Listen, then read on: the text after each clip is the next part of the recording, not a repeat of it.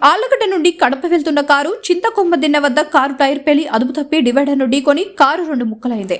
ఈ ప్రమాదంలో ఒకరు అక్కడికక్కడే మృతి చెందగా మరో ముగ్గురు పరిస్థితి విషమంగా ఉంది. వెంటనే అక్కడికి చేరుకున్న ఆళ్లగడ్డ డీఎస్పీ ప్రమోద్ గారు క్షతగాత్రులను ఆసుపత్రికి తరలించారు.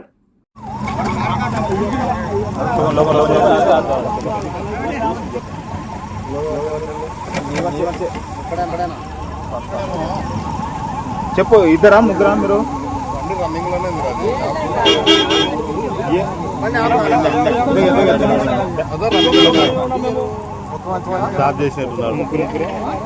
ఇద్దరు ముగ్గురు ఎంతమంది ఉన్నారు అడుగు.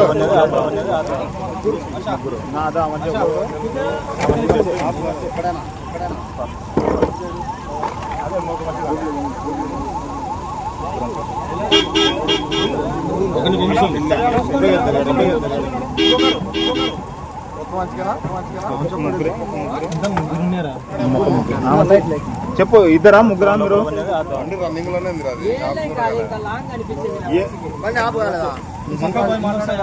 రన్నింగ్ లోనే స్టాప్ చేసినట్టు.